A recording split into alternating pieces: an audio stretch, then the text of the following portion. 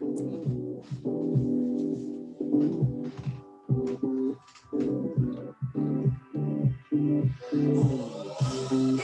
doesn't get much better than this. Spend too much time getting ready for this. These days it seems like I just can't miss. And I must confess, it don't get much better than this, baby.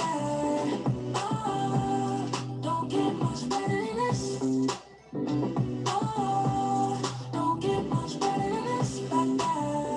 Oh, don't get much better than this. Don't get much better. Welcome back to Four String. My name is Stud, here as always with my best friend, who's my co-host as well. How you doing, Dan? I'm doing good. Let me just clean the crud out of my eyes here real quick. We are trying starting to- something new. Starting a little early today for my liking, but it's fine. It's still dark Morning outside, episode. but whatever. It's fine. The sun's up over here. I don't know what you're saying. Nah, it's dark outside. People should be asleep right now. It's okay. It is pretty early in the day. This is Correct. a little unusual, but I mean, hey. Hey, you got to do what you got to do, right? Yeah, or the episode's an episode. To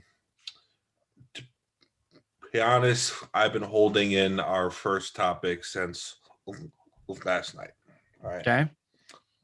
Obviously, last night, Phoenix Suns flew into town to play the Milwaukee Bucks.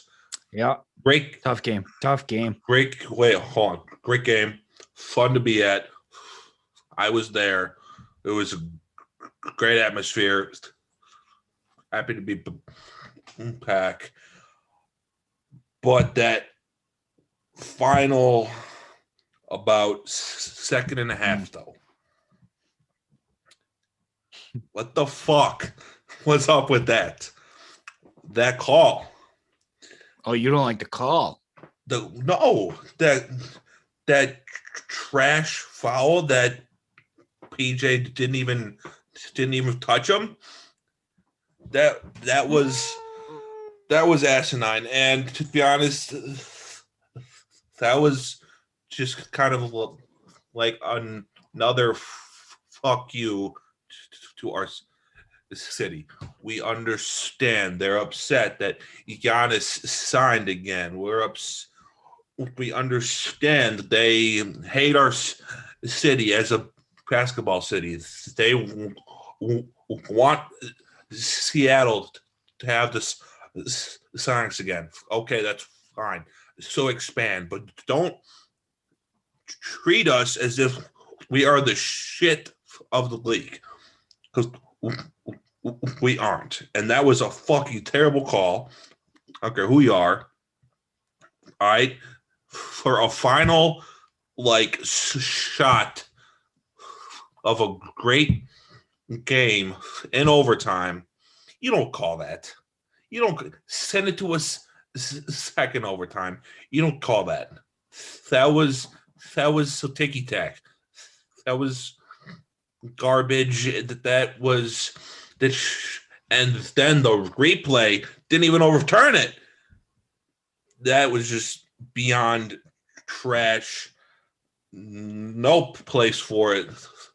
That was inexcusable. I mean, just you can't end the game like that. And I've just it's been a common theme of the Bucks are always on the losing end of shit such as this. There's always a foul that fucks us down the stretch, and it just costs us the game. And it's sure it sucks that we obviously lost Giannis in the final 2.5 or whatever down the stretch. That would have been huge. But that call, fucking atrocious. Those refs, suspend them, get them out of town, fire them, I would say, honestly, because that is just terrible officiating. and I'm sick of it. Like, just call the game how it should be called, and send it to a second overtime. You get paid to ref basketball, and you probably get paid handsomely. Why are you trying to send us all home early?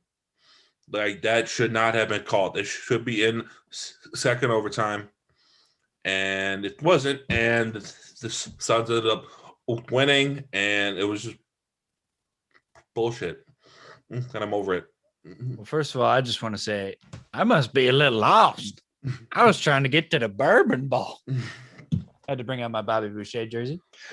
Anyway, no, in response to that, so I was watching the game, and it was a foul. It was. Tucker elbowed Booker, and when you're shooting, you can't hit the wrist or elbow. Like, you can't. Was it ticky-tack? Absolutely, because there were definitely calls in that game that they could have and probably should have called. So they weren't really calling them all game. So to make that call in that situation, I don't agree with it either. But my biggest thing is you can't end games based on the refs. Like, unless it's just a clear, just like hack of a foul. Exactly. You can't end a game like that because exactly. It's like, and that was such a it's Devin Booker. good game too. Devin Booker's going to the line. He's going to hit one of two. No question. Yeah. If it's Dwight Howard taking that shot, okay, maybe you put him on the line because that's good for just TV, and they're going to put that all over SportsCenter because Dwight Howard might miss them both, and then they go to double OT that way. Yeah. But like for Devin Booker, he could make probably both of them with his left hand. So it's like I don't like when games are ended by the referee. But to that same point, PJ Tucker, I get you're trying to help, but like you can't foul there. Like, you just can't. So get in his face a little bit, but you got to do anything possible to not make that foul there. Yes, It was a tic-tac foul, but like, you cannot just even be that close to where they're going to call that. At that point, if you're PJ, just hands up, just try to block his line of sight. I mean, Drew Holiday was putting the clamps on him right there up until that point. Yeah, and it was like the Bucks should have by far smoked them. They shot terrible from three. Yeah. They were like 20%, not even. Like, it was atrocious shooting. And they didn't even score 2 points in the first like 2.5 of overtime. So that one they just completely threw out. But so I'm always the type of dude that you shouldn't give the refs the opportunity to fuck you over. And that's exactly what they did. They just threw it out. They shot terrible outside of Giannis, Chris, and Drew, maybe even Pat at times. There wasn't really a ton of production. Just piss poor shooting. Shouldn't have even gone into overtime, but it did. And then, of course, you leave it up to the refs, and they fuck you over. So, look, what do you expect? And I mean, you know what? Like, the positive takeaway from that game is, I mean, that is a good Suns team. They're 41-16, second in the West. The Suns team from like game and a half back out of being in first. They are a good team, arguably one of the best in the league. So to battle them and play that poor, that's kind of a little reassuring in itself, because it's like, yeah, for sure is. I like to think that if we go to a series with them, I mean, granted, we'd only see them in the finals, but like, let's just say hypothetically, it's Bucks Suns in the finals. I think we're winning that, because I think we're So do winning I. more games in a series against them. So even though we should have won it, it is what it is. That's a good team. They got a lot of stars over there, and just a good chemistry between all of them. So, I mean, while I'm, kind of upset that it ended that way, and I don't really think Yeah, any sporting event should end on a ref or a ref's decision. I mean, it is what it is. You got to take we all the positive from up it. to Squala in Wisconsin. Oh yeah. Well, I Yeah, mean, it's if you're talking about the NFC Championship and how that one ended, yep. because That's what in I'm a talking sense about. that one ended Yep. off a ref's call too. Yep. It was the right call. I mean, you clearly see that the T-shirt of Yeah, was it Evans? but I it's don't even this. remember who it was, but like But it's the same it's a song clear as grab. before. They didn't call it all game, and then now it happens. Oh, time to call it. Well, Fuck out of here with I that. know, I agree, Like but it's at the the same same point, shit. you They got to be weren't calling smarter. any of those ticky tack fouls. In fact, there really wasn't even a ton of fouls called. Mhm. Like Yeah, they were letting them play. and they were for sure letting them kind of rough it up because I remember seeing some on calls that was like, "Ooh, I'm surprised that they didn't foul Right. him on that." Right. But so it's like you go that entire what is it, 53 minutes, and you don't call Hutch, and then you decide, oh, all right, like the ticky tack, call it. Like, dude, come on, like, Well, then I mean, especially on the final shot of the game, just send them to double overtime. right. Well, I Like, mean that the two things is like you said, number one, it shouldn't have come down to that.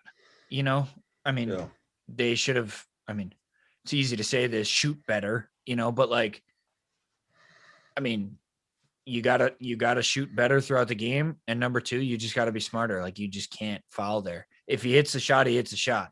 But you can't put him on the yeah, line uh-huh, because you put him on the line, it's for sure game over. yeah. But So I would I mean, you know what? rather He was just have him hit it. scrambling. He was scrambling with Drew on him, and he kind of like rushed his shot. I don't think it would have gone in even without the foul. But I mean, you gotta take that chance.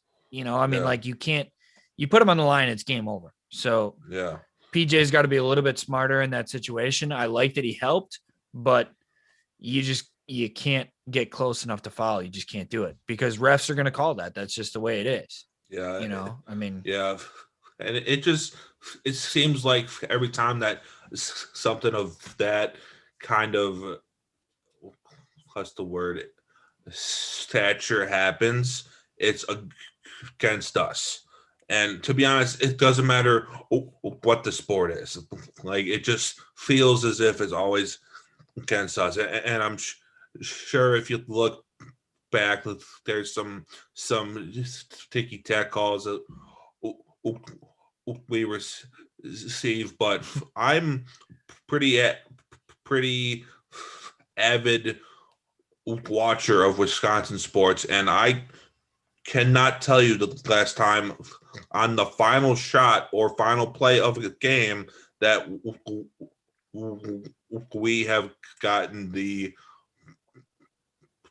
benefit of the doubt. it does seem like we're always on the like wrong side of those calls. Yeah. I mean, granted, maybe it has happened, we just don't notice it, and obviously this one is fresh in your mind, so Yeah. like you're obviously upset about it, but It's a roughly 12 hours old, so it's pretty right. fresh. But I mean, it was just like that was just such a good back and forth. It was pretty much close. it was a great the entire game, time. for sure. The pucks kind of spread it out, but then Phoenix came back. Like as far as a sporting event goes, that was a fun one, and those are the ones that you should really just let them play, and then at the end of it, the best team will come out. Well, and you don't call the other those thing too is ticky tack fouls, right. in games like that. That's Right. just not acceptable. It's also tough. I mean, I think the Bucks win that game had Giannis been able to stay in. So You know, too. him getting hurt within the last few minutes of the game definitely didn't help. So, I mean, I do think we're the better team over Phoenix, but you know, they got a call to go their way. I mean, that's the second time we've played them and the game has come within a point, you know, like the final score. So, I mean, they're a tough team. They battle. I think Chris Paul's leadership is very underrated Yeah. because when Chris hit that 3 to tie it up right in OT before Booker, you know, got fouled the play before that, Booker actually got kind of schooled a little bit by Chris there. Yeah. You know, and like they showed it on TV. Chris put a move on him and he did get a little screened on the upside of it, but Booker was late and Chris made him pay for it. So he was kind of walking away with his head down, you know, like, oh man, like how did he hit that type thing? Mad at himself. Chris Paul immediately walks up to him, puts his hand around him, and is like you could see on the TV screen that he was just like, hey, bro, it's okay. Like, that's an all-star shooter. Like, it's Chris Middleton. That's what he does. You know, like, don't get too upset about it. As soon as you saw that, you knew Booker was going to take the final shot. Oh, and sure as shit he did. Plus, he had And the hottest what it is. hand of the night. I mean, well, you knew it was going to be him or Chris Paul. Yeah. You know, I mean, like there was nobody else taking the shot. It was him or Chris. The only other two I could maybe see taking it if they were open, only because they had been putting in some threes down the stretch, were Cameron Johnson and Cameron Payne. They actually were Bridges. Pretty. Bridges went dummy. Bridges had like 25 or something yesterday. Bridges too. They probably would have went to him on another corner 3 because the Bucks apparently can't stop that. Yeah, but they were doing what the Bucks couldn't, hitting threes. Right. Well, and the Bucks just could not hit a three to save their souls, and it was like, even if you hit 3 or 4 more threes and you put yourself at 25% shooting, it's like game is over. Yeah, for sure. And it's just, that one obviously sucks, but you can also hold your head high too, because you shot like shit and you still only that's my point. Yeah, lost by 1. And but at the same point, a ticky-tack call on that play at that time, that's inexcusable. I mean, I would agree. That's the type of shit that the NBA and really all sports need to get out, because that isn't good for sports. That isn't helping shit.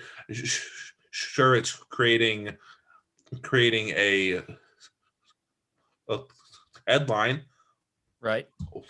Okay, you're in the headlines, but like, it's not for anything positive.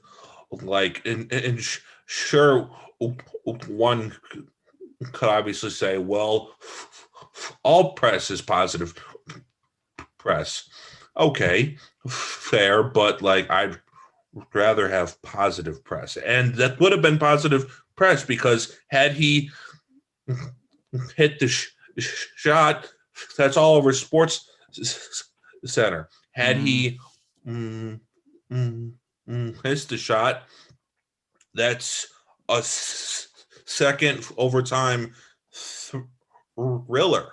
Right. That's the other way press. The other way to look at it, though, is you don't want to end up like the New Orleans no call. And I know you know what I'm talking about with that, because that's a moment that's kind of gone into bad reffing history, you know, because exactly. Who was it? I believe it was Roby Coleman on the Rams. just lights up the Saints receiver, basically at the goal line, Yeah. end of the game. They don't call it. That's a game changer. Yeah, exactly. Those are the types of calls that you don't want to have. Like, I'm all for letting them play, ref not, basically deciding the game. But at the same point, if it is obvious and clear that it was a foul or penalty, Yeah. you got to call it. So, I mean, it's for sure. But I would wasn't an agree obvious that clear one. I would agree that foul, the only way you could really see it was on slow-mo. Yeah. And it's like, because on slow-mo, you could see he did hit him on the elbow. But it's like, can the ref really see that clear that PJ Tucker hit him on the elbow? Like, no. And like the other thing too was when Booker was going up, he kind of bobbled it. So that made it look like he got fouled because he went up kind of awkward. But it's like, you got to find the happy medium between the clear and obvious Roby Coleman pass interference that you have to call, and then these ticky-tack where it's like, that could go either way. If it can go either way, you got to leave it. That's a no call, at least in that situation. But if it's clear and obvious, you got to call it all day long. Yeah, because you just can't make those fouls. That I totally am all for. And plus, you have to be consistent through the entire kind of flow of the game. So if you're calling those ticky tacks the entire game, okay, that's saying to all these dudes out there, hey, we're calling shit. So like, soften up. Don't do it, right? Like if you do it, it doesn't matter how close it is. Fucking, I'm calling it. But if you're not calling it the entire game, right? Foul or not, you have to be consistent. I would agree. Go with the flow. That's not any different from the 10 previous could have been calls that they didn't call.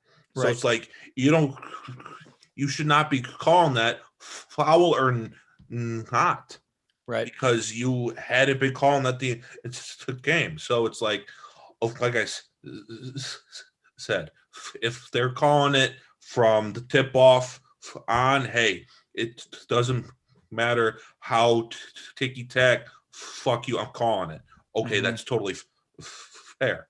Right. Because there's adjustments to be made for that. Right. That's I would totally definitely fair. agree that you do need a consistency throughout the game. But the fact of the matter is that when it comes down to it, fourth quarter, more specifically, like the final 2 minutes of the game, everything is more exaggerated because they're such like game changers. So you really have to, there may have been calls earlier in the game that you don't call because you don't look at it as a game changer. Yeah. But when it's the final 2 minutes or, in that case, the final 2 seconds, that's a huge deal, So like, I understand that it may not totally go with the like consistency of how you've been calling it. I mean, that's just, that's how reffing goes, but yeah, it's just in my opinion, that is the type of shit that has to be fixed, kind of changed, and it's tough.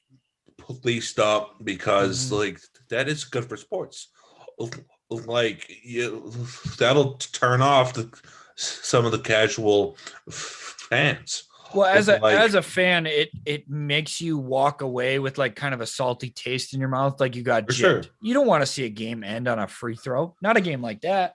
Exactly. No way. That was such a close game. How like had Booker just sank it. Okay, hey, that's outstanding. Sucks, but hey, that was a hell of a shot. That was similar to I think who was the one dude on the Jazz. This was like I think it was in our 2019 season. It was like Bogdanovich or something, but dude on the Jazz. It was a good ass game. Down to the wire final shot. Joe Ingles. Joe Engel? No, I don't think it was him. It was It was Ingles off the inbound. I remember it.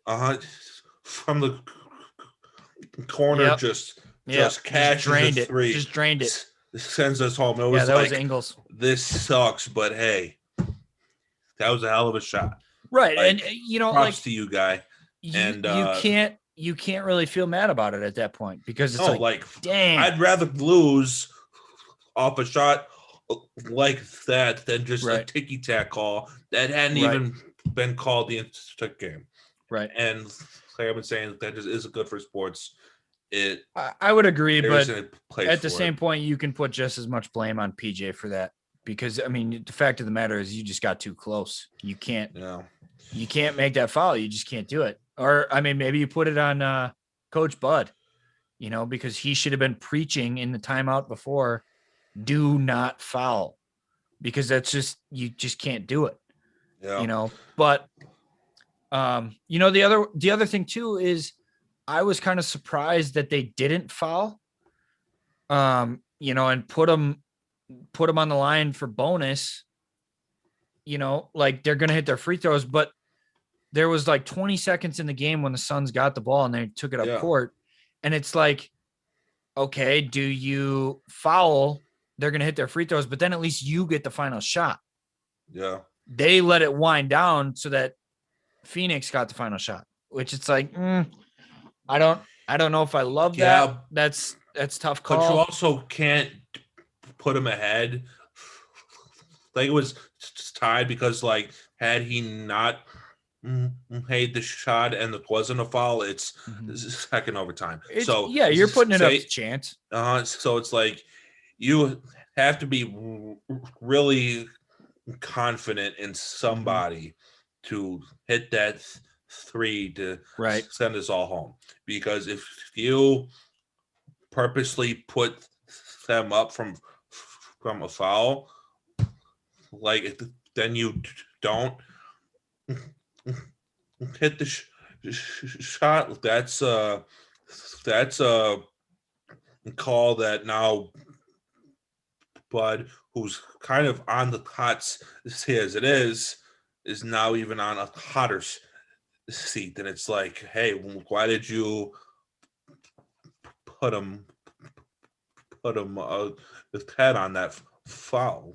What'd you do that for? I guess the way I look at it is I would like the final shot. You know what I mean? Like I want the ball. I want the ball in my hands. I don't want to have to rely on stopping a guy like CP3 or Devin Booker because it's hard to do. Even with great defense, those dudes hit shots in your face.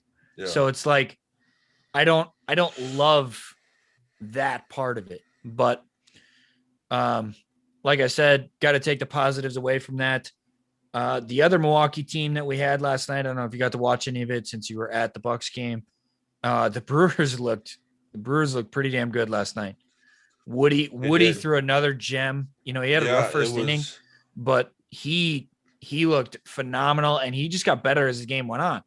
I know. And then you got Luis Urias making his return to San Diego, hitting a little dinger. Homer. I mean, that was nice. He got injured, which sucked. Yeah. But you know, McKinney, I didn't see the game, but Tyrone Taylor with his first homer. Yo, that Tyrone home run was a shot. 440. That was a hit. That was a hell of a hit. That's one of those guys. I mean, Tyrone Taylor, at least to me, has kind of stepped into that role of like guys you feel for, you know, like almost the underdog of you want him to stay up on the MLB club. Mm-hmm. You want him to succeed. He's not going to have as many opportunities as a lot of these guys. So he's got to make the most of what he gets. And if he does stuff like that, I mean, sometimes you need those unexpected runs. And McKinney and Taylor yesterday just both giving us dingers was huge. Yeah. Well, then to have 3 solo shots, it's like, okay, yes, that's awesome. But that also just kind of shows the importance of just finding a way to get on. Because say the dude before um uh er, Urias finds himself on through a say he battles a four pitch, well, not paddles, but say he just finds a He walks. Sure. walks. Two after him, slaps a single. Two dudes on, boom, home run, 3 runs. Oh yeah. I Then mean, the dude they're definitely difference from makers. Kenny, like you just always have to do your best. Find any way on Mhm. because if somebody does hit it out, Right.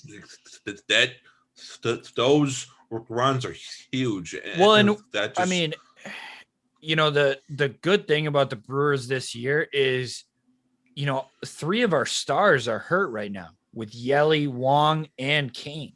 They're all out, and these guys they're playing well even without your superstar. That's big. And really, from 1 to 8, as far as hitting spots, you have guys that are capable of just hitting it well. I mean, I want to say Taylor was in the 7 or 8 spot when he hit the dinger. So if you got your 7 or 8 hitters hitting well and hitting homers for you, that's big. And For honestly, sure. if you score 3 runs, you're going to win majority of your games. I mean, I would like to do some Moneyball statistics. especially when the Brewers are pitching how they are. The Brewers pitching is damn near untouchable. Their rotation, Our rotation all is the way just through, their rotation is allowing a 174 average. Dude, that is ridiculous. unheard of. That's ridiculous. And Burns is allowing 0.49. I know. And Woody's like maybe he's one untouchable. on the dot. Woody is like close to touchable, but he isn't touchable. The crazy thing about Woody right now is he's actually, I mean, he wasn't throwing his best stuff early on in that game, and he started to figure it out as the game went on, but like he's not even at his best right now. And he's still like, dude, it's, to be honest, phenomenal. Like to be coming into this season, I think that our kind of thoughts were the rotation would be kind of our like weakest spot, just because the back part of our bullpen is so solid. Yeah. Well, now it turns out that our rotation is our strongest for sure. spot. Yeah. And then of course, like the Devin Williams, he finally gave up that homer off of his changeup, first time ever. That's expected. I mean, at some point in time, well, Devin Williams is actually struggling this year, but you can tell he's struggling. He doesn't have his best stuff yet. Yeah. I don't know if that's just early season woes or whatever it is, but I mean, once Devin Williams figures it out and you got that 8th inning of Williams and 9th inning of Hader, it's a wrap. Yeah. If you're up, it's a wrap. If you have Woody and Burns and even Freddie Peralta throw in your first 6 or 7 just solid 0 to 1 runs, and then you just have get up. The 8th inning of pretty much an untouchable changeup, and then Hader, who will just chuck a fucking fastball right by you, and then fool you on a slider. Like there's potential to, like, just as long as you put up a single run, you are fine. Like, when our pitching is honestly good. I think you're honestly going to see a lot of fairly low scoring games throughout the season with the Brewers. Oh yeah, because the pitching pounding unders on the pitching isn't going to give on ours. The pitching isn't going to give up that much. through our rotation. And the hitting, at least right now, it's spotty. Like there's some games we'll put up 6.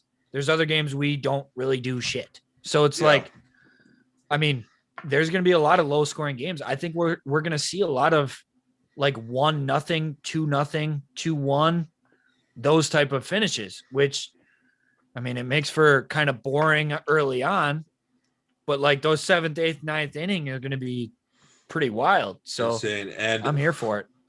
I've had this take for a while. I've told you it. I haven't said it on the pod yet.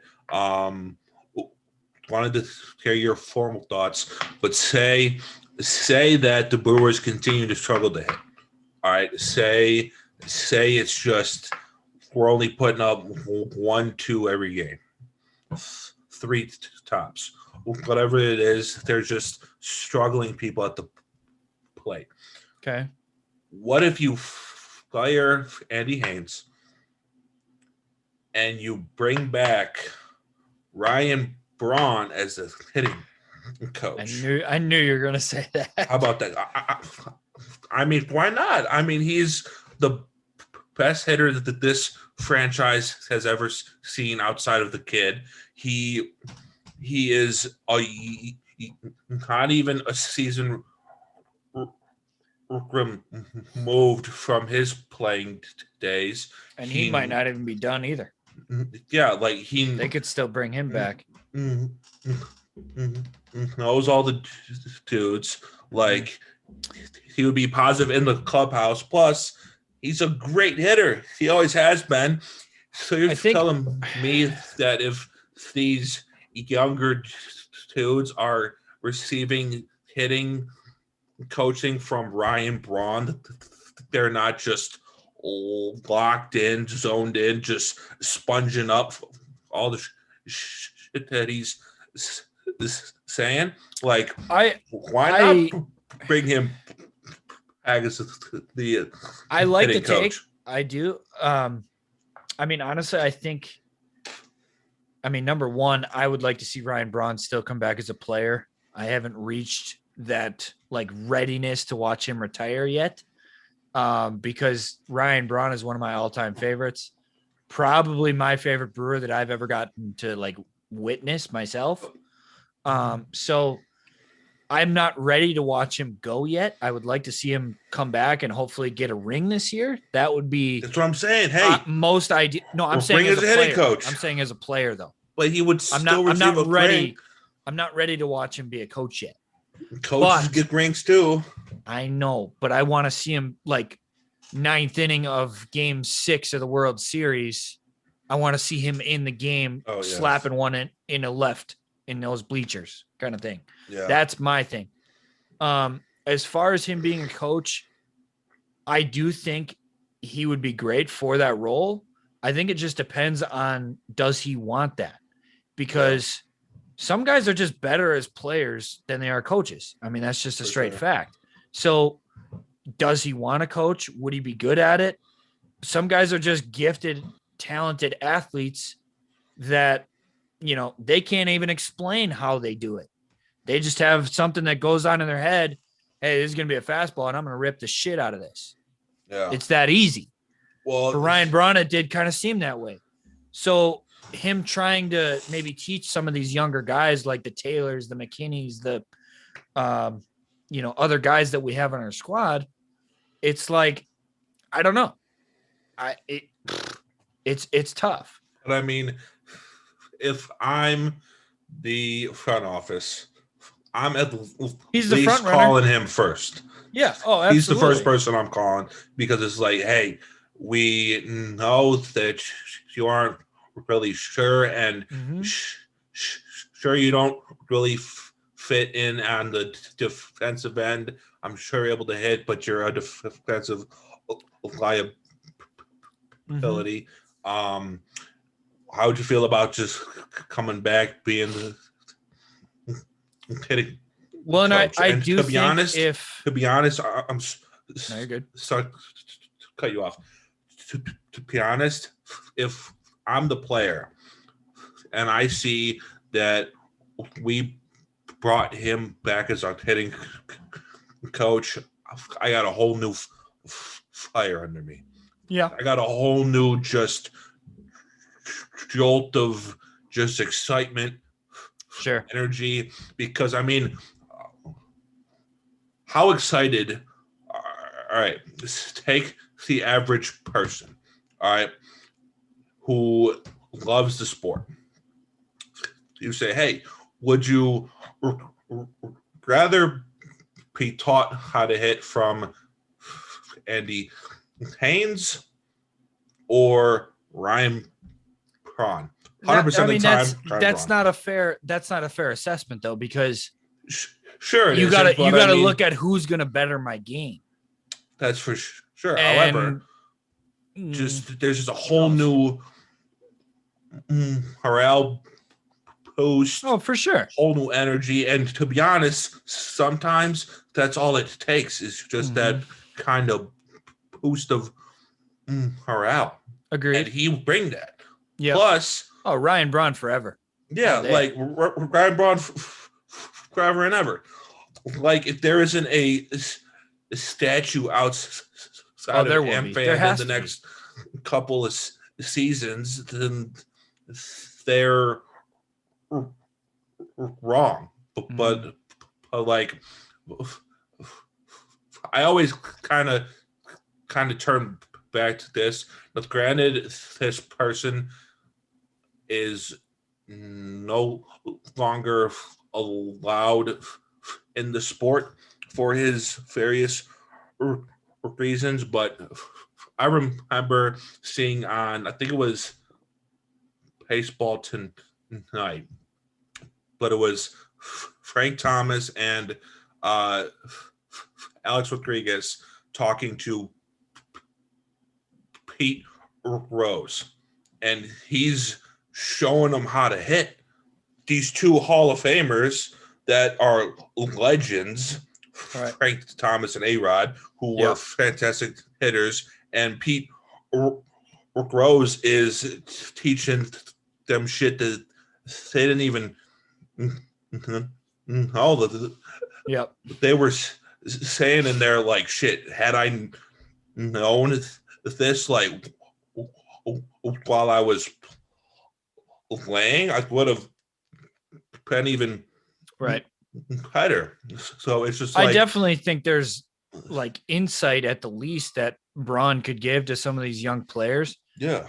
So I would love to see them bring him back, even if it's not the hitting coach, bring him on as some sort of assistant, just to kind of be around those guys. I think, like you said, it'd be huge for morale. So I'm all for that. Whether or not they do it, I don't really know. But to be honest, in Stearns, we trust. I think as far as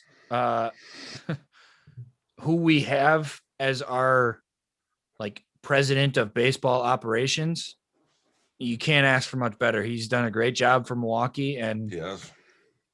Anything that guy does seems to pretty much turn into a good decision. So, Yeah. if they decide bringing Braun back as a player or as a coach in the near future, either way, I'm all for it. And if he thinks it's a good idea, I'm behind him. So, yeah, I'm with it 100%. Same. You just have it to be. I'm paying you. Obviously, want to see Braun still play and hit and be on the field, but look, when you put him up against the other outfielders, he's just such a drop in the field. Like it's and to be honest, it's not even close. And if unfortunately, they the NL doesn't has the DH, so it's I was like gonna say if they would have kept the DH in the NL, for he'd sure. still be That's on the too easy. squad. Absolutely. His arm isn't the problem because he still has a cannon. His arm is It's fine. just I don't think he's got the range speed anymore. Yeah, the speed, the range. At least compared to guys like Kane and JBJ. I mean, those dudes get everything. They're fucking vacuums. Exactly. It's like he's just such a drop on the defensive end, and it's like that in itself could it's tough. Could cost a a runner too. Right. So I mean, it's to be like, honest, what I thought they were gonna maybe look into had Braun said he wanted to be back on the squad, and this could still happen. I thought they would look more into either Braun going back to third, where he originally had started, or putting him at first. yeah. Because I would say those are our two weakest spots defensively. First, But honestly, Travis Shaw has been playing really well. So it's like he's just I fine think at third. Shaw is perfectly fine at Mm-hmm. third, and even him on the offensive side, he's been swinging the bat solid. Been one of our best hitters. Exactly. So I want Shaw at third, Right. even over Braun.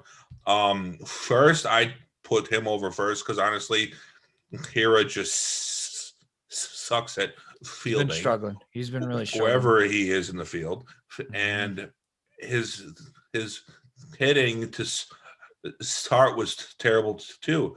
So it was like, shit, I wouldn't mind seeing Braun until Hira can figure it out. Well, and I mean, honestly, somehow. if Braun did come back, he's not an everyday player anymore. He's the rotational guy when somebody else needs a day off. Yeah. So Travis Shaw needs a day off, throw him in at third. Hero needs a day off, or maybe you want to bench him so that he can figure out his swing or take more reps at first, kind of practice wise. Fine. Throw Ryan Braun right there. He's played it before. He can do it. The only thing with third is that that's the hot corner, and Braun I think he could do it. His speed from when he played third coming up compared to today, he's like a fraction of how fast he was. It's not like Travis. It's not like Travis Shaw is some cheetah. I mean, I'm not saying that Shaw is a cheetah, but I mean, as far as the whole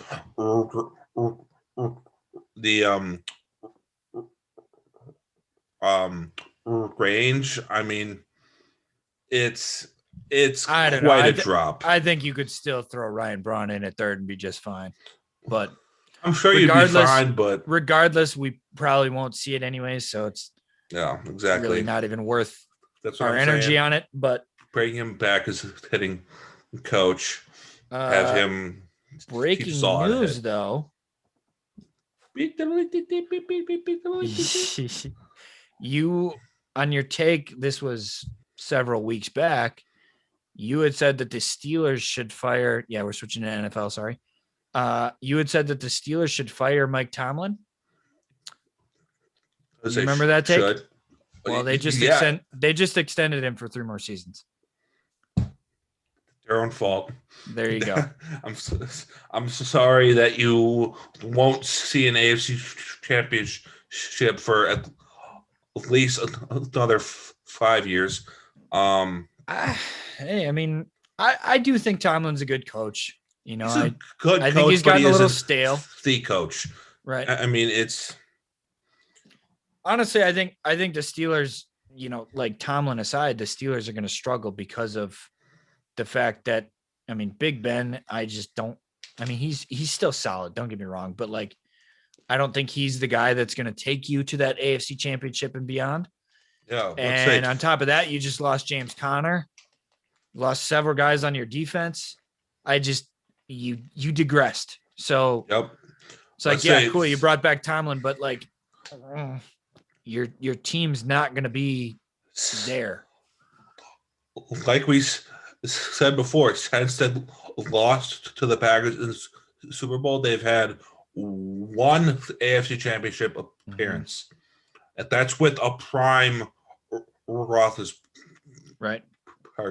Like, I'm sorry. Like, until you scrap either Tomlin or you find a solid QB, you're not going anywhere. Like, like you'll see it all depends divisional on what round, but then the Bills will probably shit on you. The Chiefs, if Mahomes is healthy, are shitting on you. Even the Pats with all the moves that they made. Yeah, shit. Even the Pats, they'll probably look. They won't shit on you. They're definitely going to compete. But they'll. The Dolphins probably, are up and coming. Yeah, exactly. Who knows what's going to happen with the Jags? Dude, I'm telling you, Tomlin ain't the guy. I would agree. That. I would agree. I mean, but it also, what I was going to say is it all depends on what you classify as success.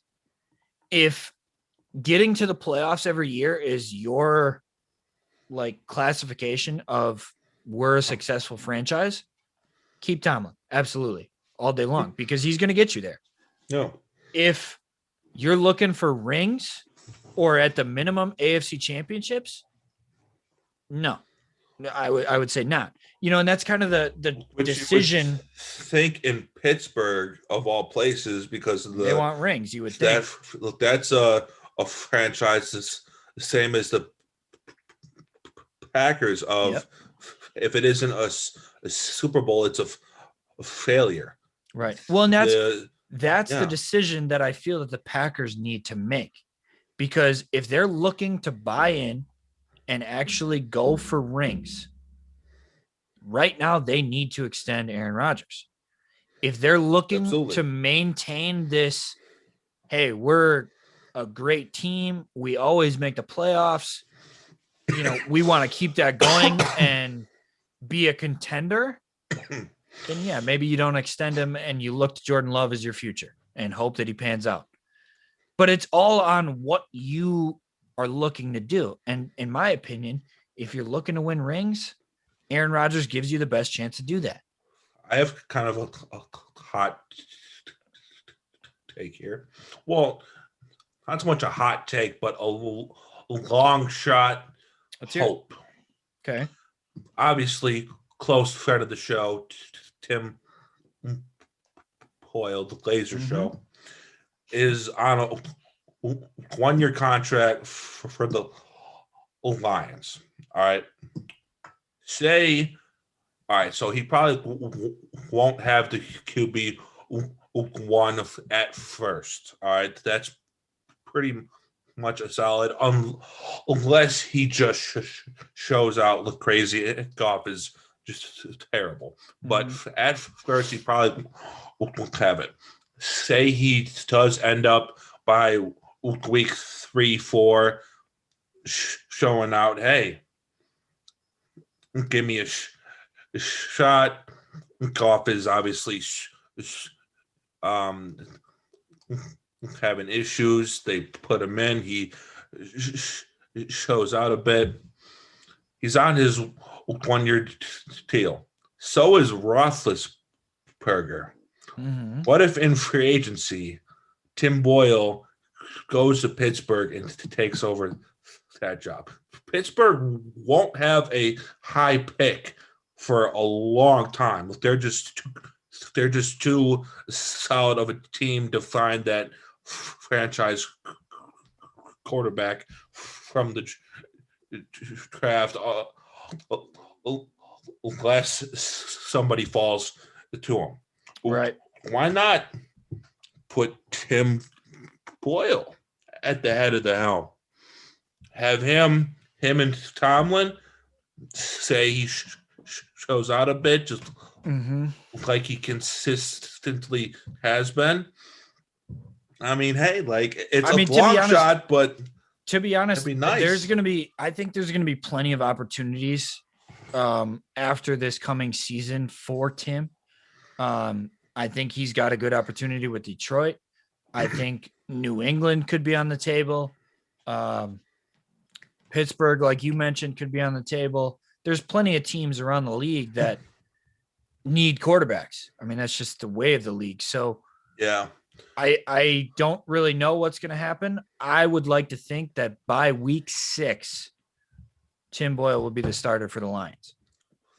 That I can see. And I think that because of that, I think that he's going to play solid enough to the point to earn himself a nice couple season contract. Whether it's, I don't think in Detroit because they got Goff.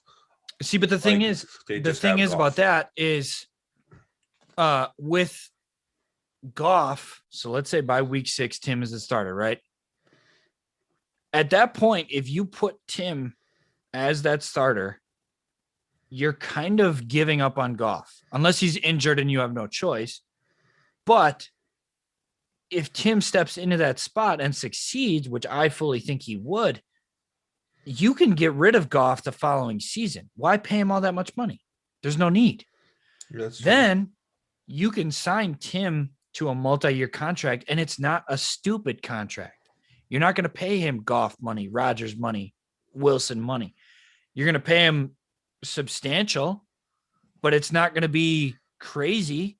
Then all of a sudden you can go and get other people to build around who now you're going to put as the franchise QB. You got a cheap and reliable quarterback that's going to get you wins. Yeah, but that's how I would do it.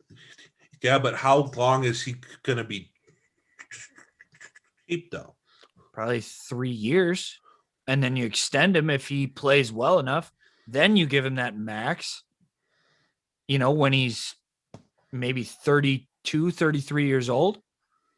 And you got him for the next, who knows, maybe 7 years if you want. Yeah. I mean, it's all dependent on how long Tim wants to play, how successful he is, that type of thing. But I mean, honestly, it's up for grabs really for Tim, and I think as long as he does what he can, which we all know he will, controls the controllables, like he said, he's got a serious shot.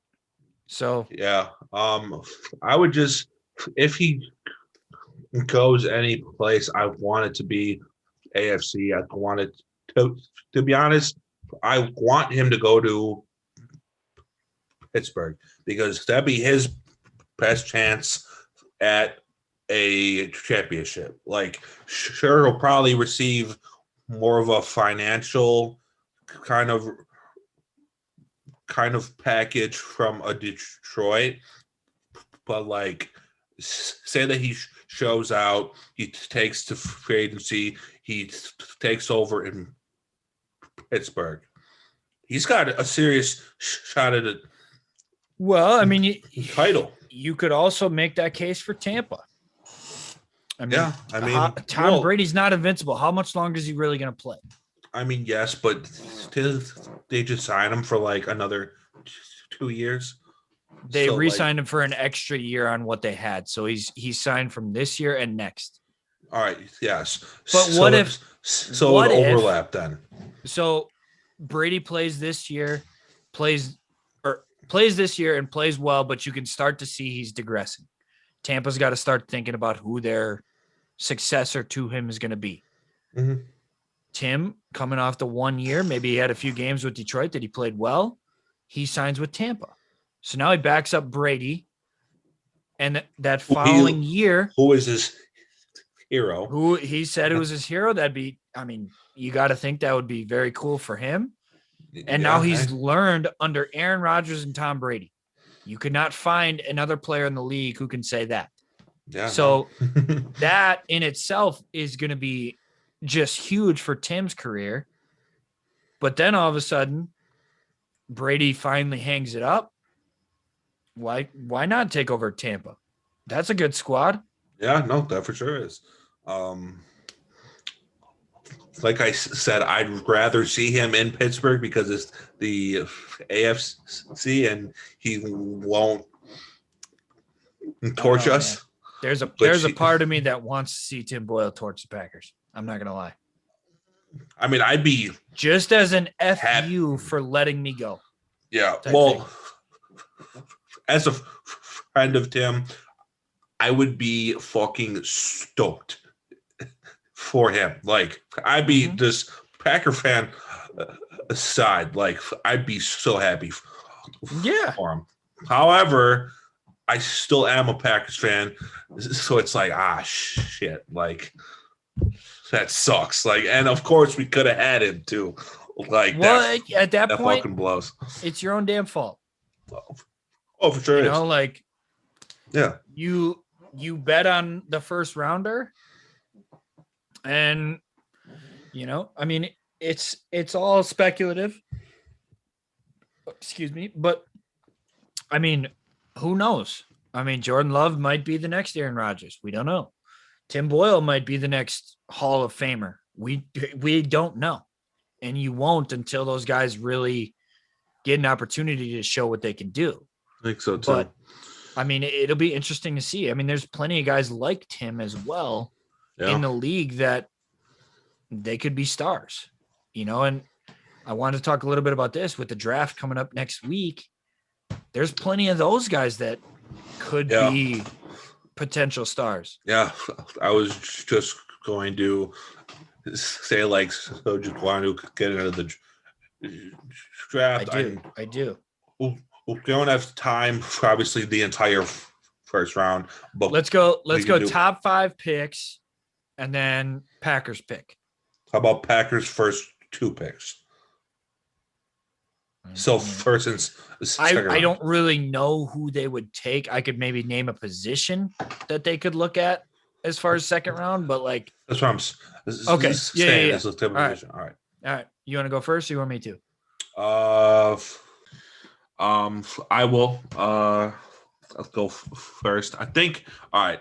It's the first 2 are safe to say. I think, right? Yeah. It's the first 2 are going to be Trevor Lawrence, obviously followed up by Zach Wilson. That's pretty obvious. Third, you could pretty much interchange Justin Fields, Mac Jones, and Trey Lance. Those are pretty interchangeable. So you think it'll be one of the 3? I think it'll be one of the 3. Okay. I think probably Justin Fields because he's just that type of dude that would fit perfect for Kyle Shanahan.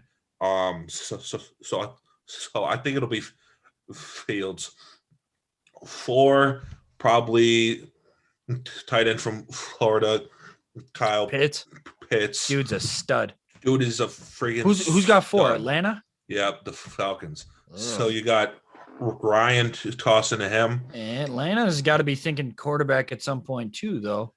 Yeah, but I mean, Ryan isn't super old, and he isn't all that. Yeah, but he's also bad. not that good either.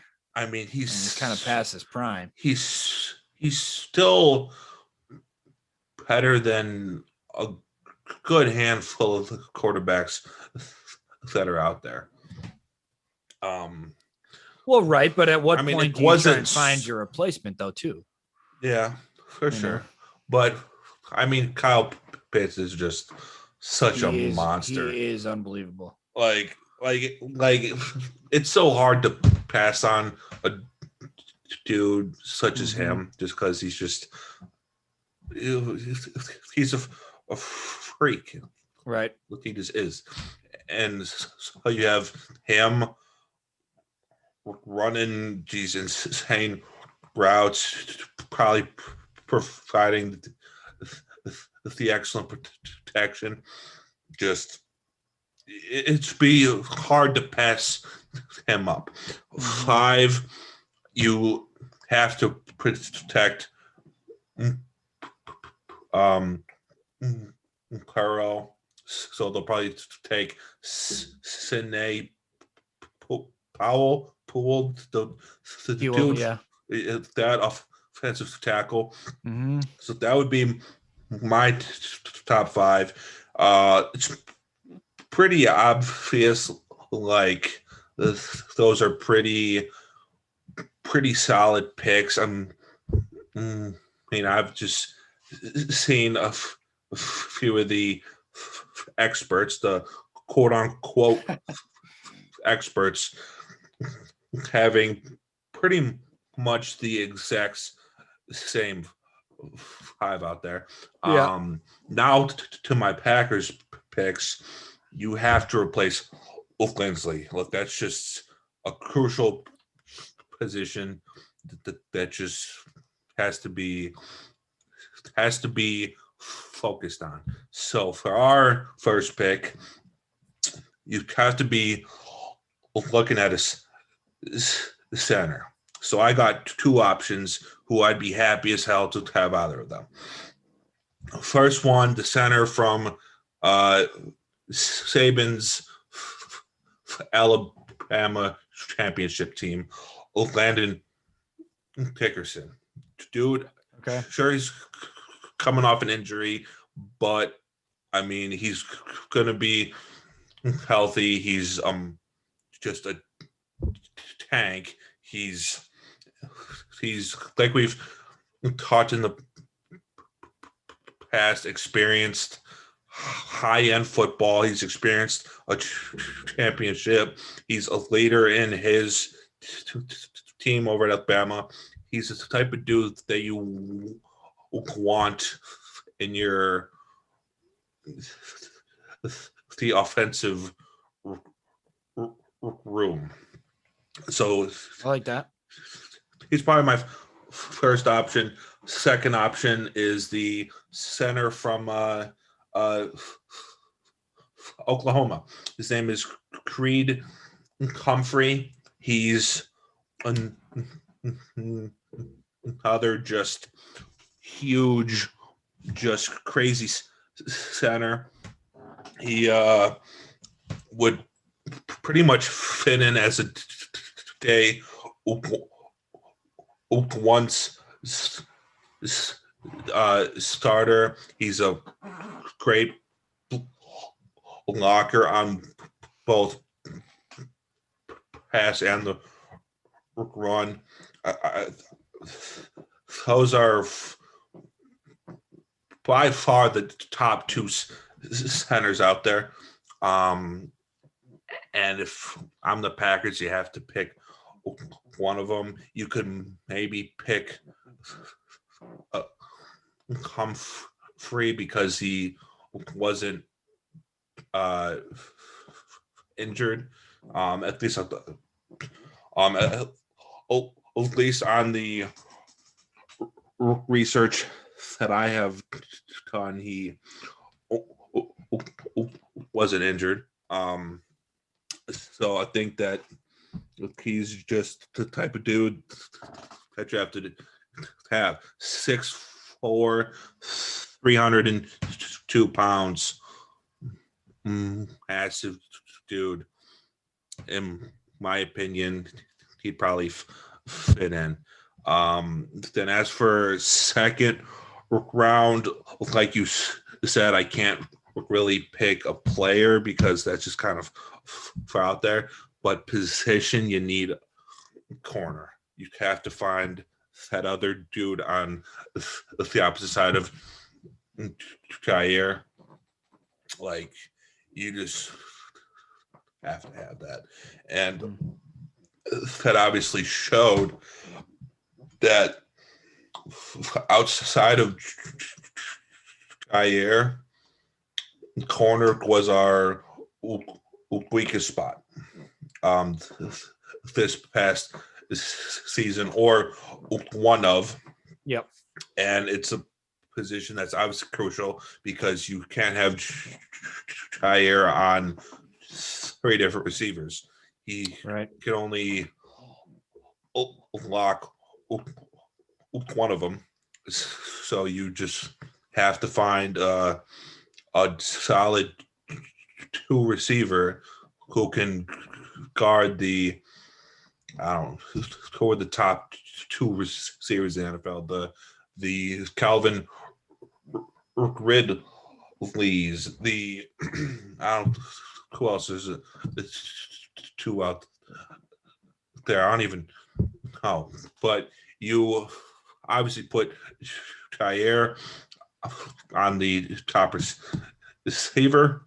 He will probably lock him up, and then you have to have someone prevent that two receiver from going off. And that's my expert draft analysis. How about you, Bub? So, okay, the last time I was just doing some research on my phone a little bit. The last time quarterbacks went 1, 2, 3 in the draft was 1999. Number one. Wasn't that Ryan Leaf year? I don't even know, but he wasn't one of the top three. Oh, Number one was Tim Couch. Couch. Number two, Donovan McNabb, which that worked out well. Yeah. And number three was a guy named Akili Smith. Never heard of him before. I just saw that research. So nope. It doesn't necessarily mean just because you get a quarterback in a top 5 pick that they're going to pan out.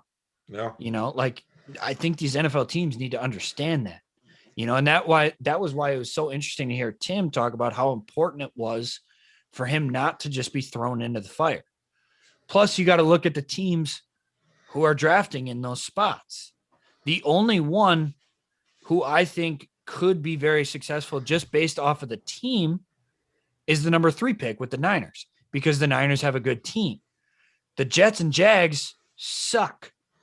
So it's like whoever that quarterback is, which will most likely be Lawrence and Wilson, they're going to have probably a rough first couple of years just due to lack of talent on those squads.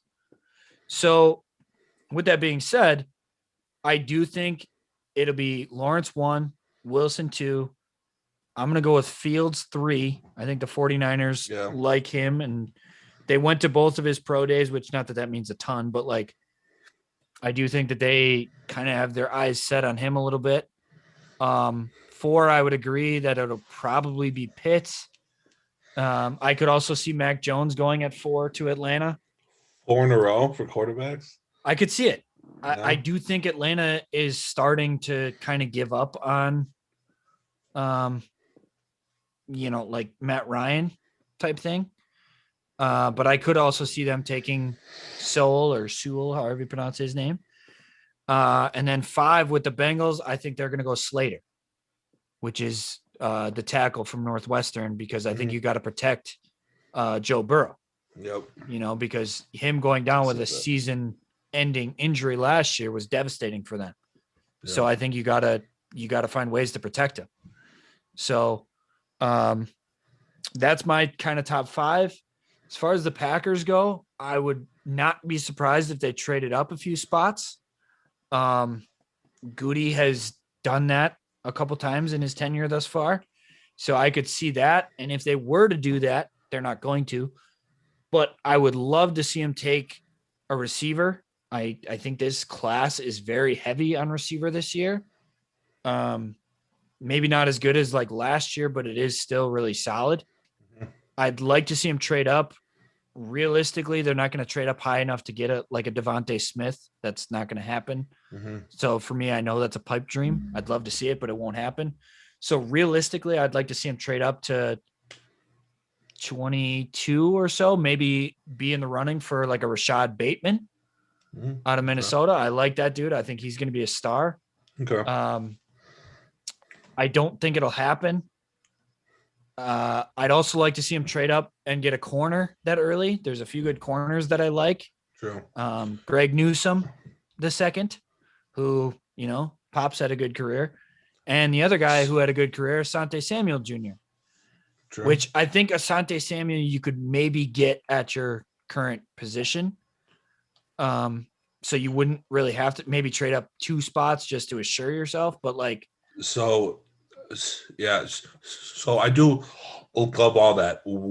So with that being said, what are your thoughts on addressing our center issue? Is that our so I was going to say take O-line second round. Okay. The other thing that, you know, could be very beneficial is, you know, you'd have to trade up to get this guy too, but Gregory Rousseau, or however you pronounce his name, out of Miami. Yeah. That dude is a beast.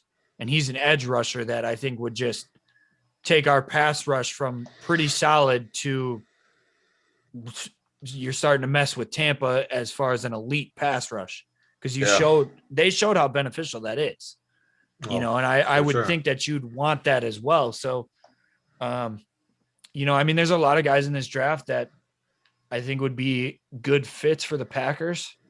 I think your top needs would be corner, receiver, and O-line, not necessarily in that order, but kind of looking at that, I think they'll probably look at running back as well now that Jamal Williams isn't there.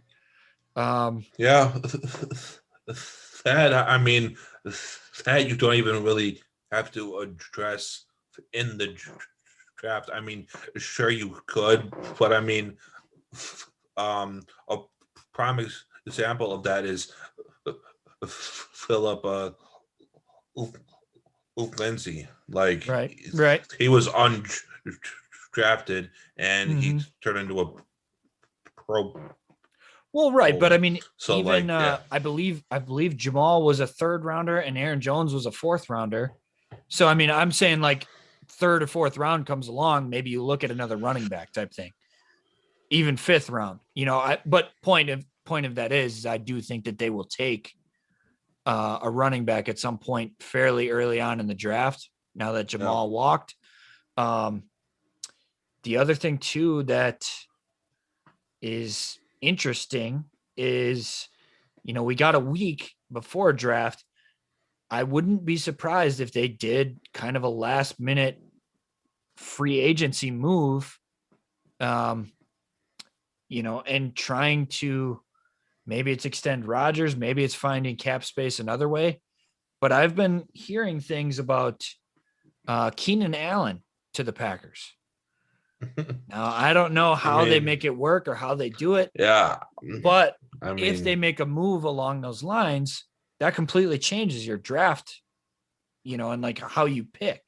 So I don't know. I mean, we can end up with him. That'd be unbelievable. That'd be insane. I mean, what the other thing too is I'm pretty sure that they're not all that concerned about receiver, even though I feel that they kind of should be a little bit. Yeah. They are getting Devin Funchess back this year too, which is big. I'm about to say, they, like, in my mind, if they haven't ever been concerned about receiver, they're for sure not going to be concerned how, because our receiving core really isn't all that bad. I mean, you have the arguably, but in our opinion, the number 1 receiver in all of football. Then you have Lazard, who actually is a solid receiver. MVS, as long as he can hold on to the ball. I think he's going to make another jump this coming year. Yeah. So, like, we don't really have that many, like, holes as far as receiver. So, in my opinion, I think that they won't even touch a receiver. Probably not. As much as I'd like them to, they probably won't. They probably won't. They might touch one in, like, round 6 or 7. I could see a 3rd round. Yeah. 3rd round receiver. 3rd round? Like that. I could see that. That high? I mean, that's where they got Devontae. I mean, yeah, but that isn't really. I would almost think that they would want to replace Christian Kirk's seeing the 3rd round. It all depends on how they go with the first 2. I mean, for all we know, they could go defense, O-line, and then that 3rd spot is kind of just best available.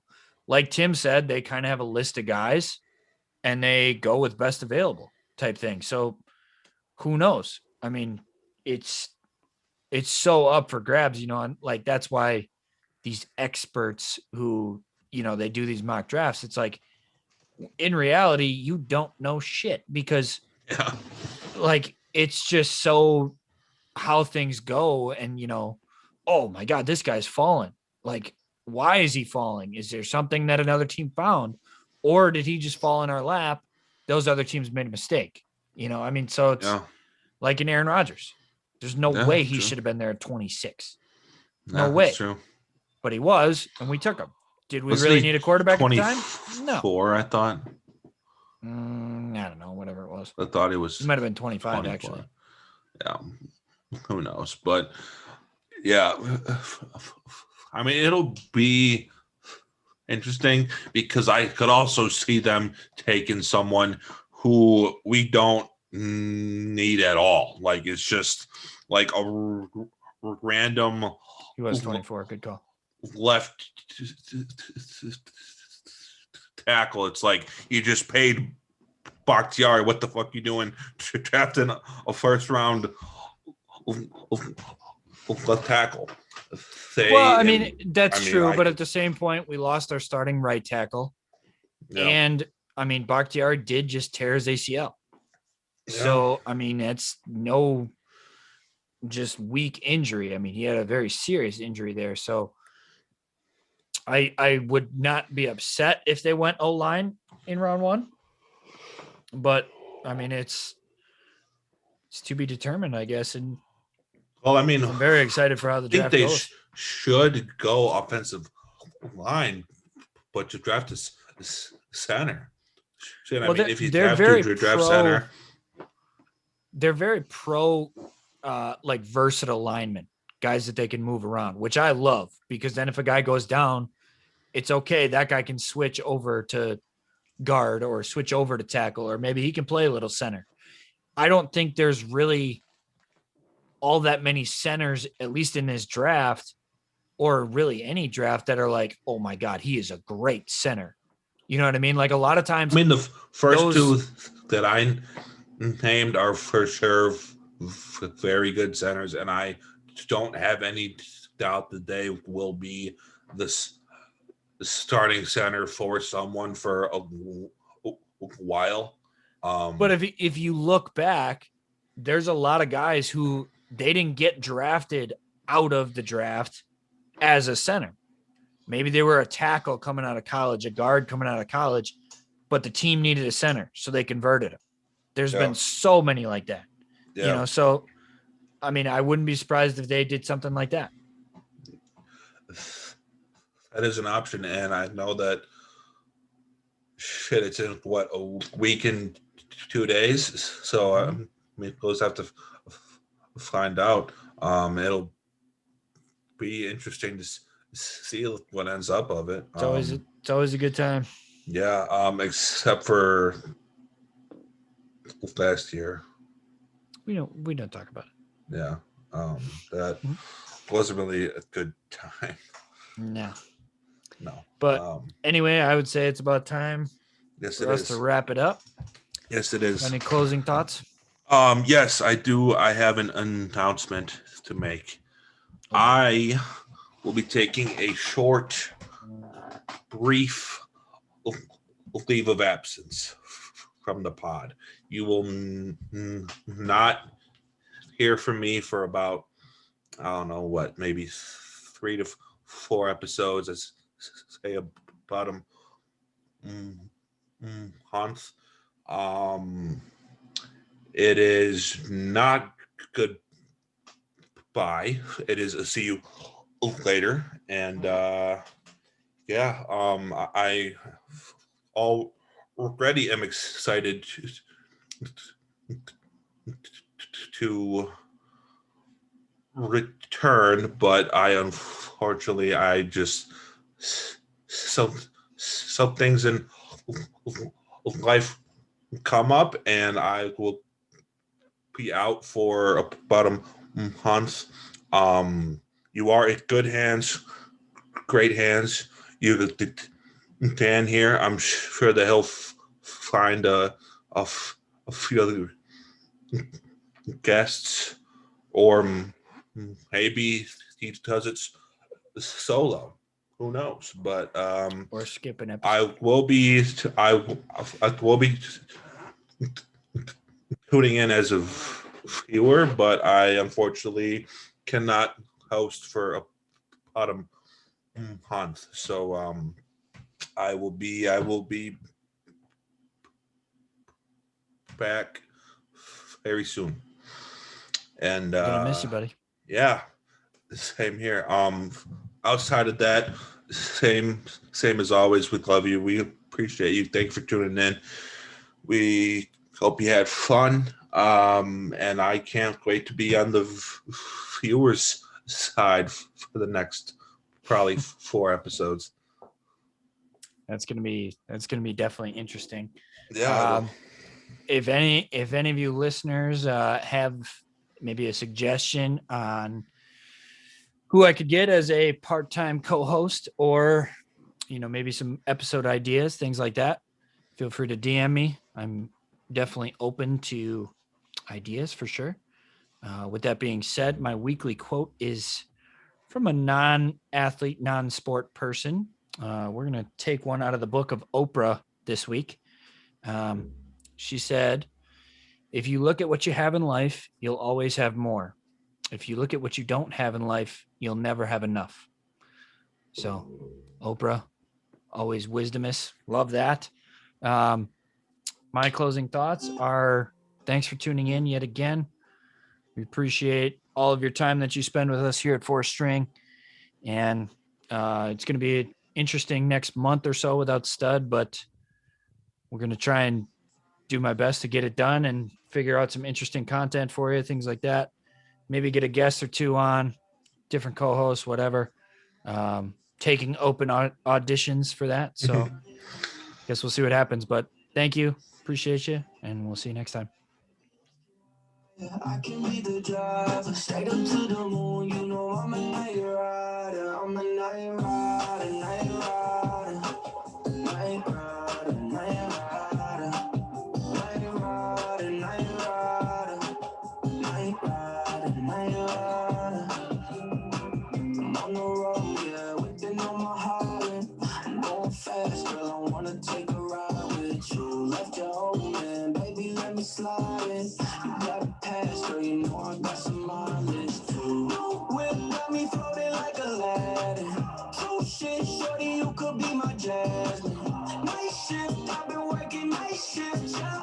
Flight risk when I twist the right wrist, yeah. Night rider, night rider, night rider, night rider, night rider, night rider, night rider, night rider. Baby, let's get higher. I can be the driver, straight up to the moon. You know I'm a night rider. I'm a night rider, night rider, night rider, night rider. Ride with me tonight. Thought you was a rider, don't make me a liar. Slide with me tonight. I know where you reside, you can meet me outside. I'm a night rider, night rider, night rider, night rider, night rider, night rider, night rider, night rider. Baby, let's get higher. I can be the driver, straight up to the moon. You know I'm a night rider. I'm a night rider, night rider, night rider, night rider.